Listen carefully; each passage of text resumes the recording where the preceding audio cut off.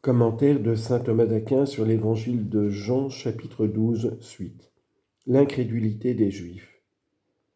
Jusqu'ici, l'évangéliste a traité de plusieurs manières de la gloire du Christ, en raison de laquelle les Juifs, par jalousie, ont été poussés à le tuer. À présent, il s'agit de l'autre cause de sa passion, l'incrédulité des Juifs. Il est d'abord question de leur incrédulité, puis cette incrédulité est blâmée par le Seigneur. Jean rapporte l'incrédulité des Juifs. Premièrement, Jean blâme l'incrédulité de ceux qui ne croyaient pas du tout, puis celle de ceux qui croyaient, mais en secret. À l'égard de ceux qui ne croyaient pas du tout, il commence par montrer la dureté étonnante de leur incrédulité. Puis, pour qu'on ne croie pas que cela se fit d'une manière irrationnelle ou fortuite, il introduit une prophétie. Verset 37. Mais bien qu'il eût fait tant de signes devant eux, ils ne croyaient pas en lui. L'évangéliste dit donc, comme en s'étonnant, il est dit que le Seigneur fait beaucoup de signes, par exemple, qu'il a changé l'eau en vin, qu'il a guéri un paralytique, qu'il a illuminé un aveugle, qu'il a ressuscité un mort, et cependant, bien qu'il eût fait tant de signes devant eux, ils ne croyaient pas en lui. Il disait donc, « Quel signe fais-tu donc pour que nous croyions, pour que nous voyions et croyions en toi ?» Jean chapitre 6, verset 30. Mais voici ce que dit l'évangéliste. Bien qu'il eût fait tant de signes devant eux, ils ne croyaient pas en lui.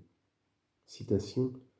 Si je n'avais fait parmi eux les œuvres que nul autre n'a fait, ils n'auraient pas de péché.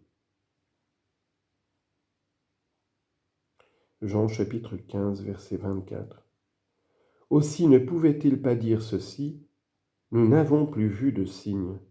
Psaume 73, verset 9.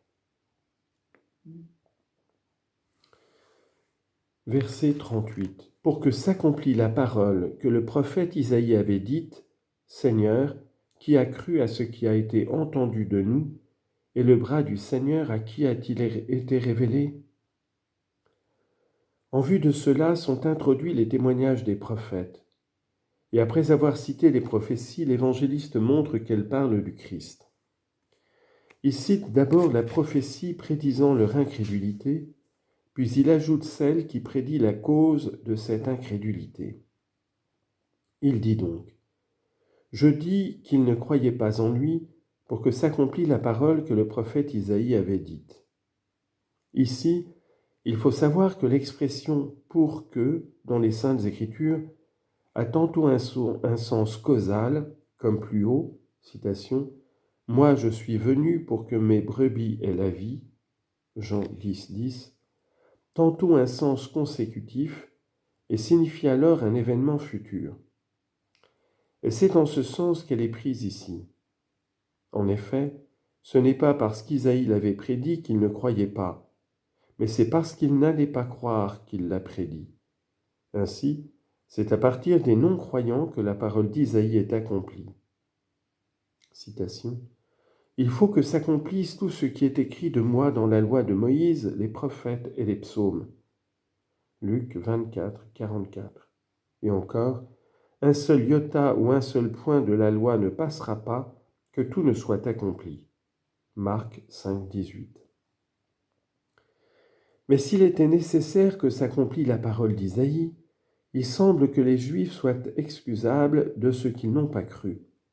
En effet, ils ne pouvaient aller contre la prophétie. Je réponds, il faut dire qu'ainsi était prophétisé qu'ils useraient de leur libre arbitre. En effet, Dieu, qui connaît par avance les choses futures, a prédit par le prophète leur incrédulité. Mais ce n'est pas lui qui en est l'auteur. Ce n'est pas parce qu'il connaît déjà les péchés futurs des hommes que Dieu force quelqu'un à pécher. Ce péché donc que les Juifs ont commis, le Seigneur, à qui rien n'est caché, a prédit qu'ils allaient le commettre. Il ajoute ensuite ce que dit le prophète. « Seigneur, qui a cru à ce qui a été entendu de nous, et le bras du Seigneur à qui a-t-il été révélé ?» Il faut savoir ici qu'il y a deux manières de croire. Parfois, c'est par l'instruction d'un autre, et c'est là la manière commune de croire. Citation. La foi vient de ce qu'on entend, et on entend par la parole du Christ. Romains chapitre 10, verset 17. Parfois par une révélation divine, ce qui est un mode particulier dont l'apôtre dit « Ce n'est pas non plus d'un homme que j'ai reçu ou appris, mais par une révélation de Jésus-Christ. » Galates 1,12. Isaïe a donc prédit, chapitre 53, verset 1, que les croyants seraient rares, en disant « Seigneur, qui a cru ?» Et en premier lieu, quant à la manière commune, c'est-à-dire par l'instruction, quand il dit « Qui a cru à ce qui a été entendu de nous ?» Et ce verset d'Isaïe peut se comprendre de deux façons. D'une première façon, en ce sens, qui a cru ce qui a été entendu de nous, à savoir ce que nous avons entendu de toi. Citation. Nous avons entendu du Seigneur des armées un message. J'entendrai ce que dit en moi le Seigneur Dieu. Psaume 84, verset 9. Autrement dit, nous l'avons entendu de toi, mais, Seigneur, qui croira ce que nous avons entendu de ta bouche au sujet de ta nativité et de ta passion? C'est aussi pourquoi tout ce chapitre d'Isaïe parle de ces choses. Or il dit que les prophètes entendent pour faire comprendre la manière dont les prophètes sont illuminés. En effet, par la vision, l'homme reçoit immédiatement une connaissance de la réalité vue, tandis que par l'ouïe, la connaissance ne parvient pas immédiatement de la réalité vue, mais d'un signe de cette réalité. Donc, parce que les prophètes ne voyaient pas immédiatement l'essence divine, mais seulement des signes des réalités divines, il dit qu'ils entendent. Citation. Si quelqu'un parmi vous est prophète du Seigneur, je lui apparaîtrai dans une vision où je lui parlerai en songe. Nombre 12, 6. C'est-à-dire par des signes. Or le Fils voit éternellement l'essence divine elle-même. Citation. Personne n'a jamais vu Dieu. Le Fils unique qui est dans le sein du Père, lui, l'a fait connaître. Jean 1, 18. Qui donc a cru à ce qui a été entendu de nous, à savoir, qui a cru ce que nous avons entendu et fait connaître?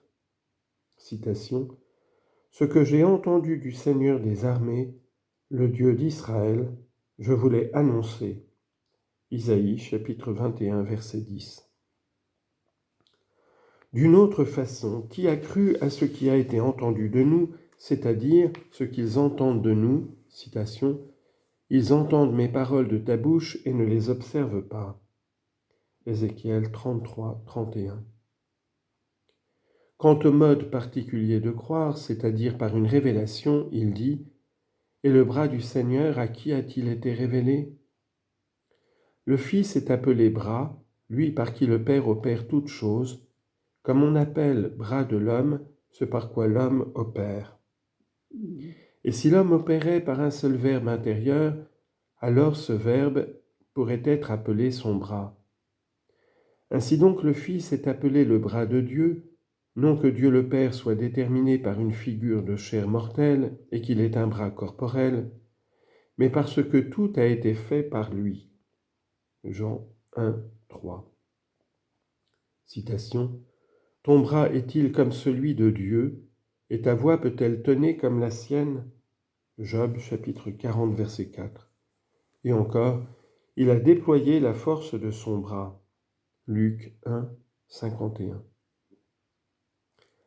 Notons que cette parabole a été l'occasion de l'erreur de Sabellius, qui a dit que le Père et le Fils sont une même personne, et aussi de l'erreur d'Arius, disant que le Fils est moindre que le Père.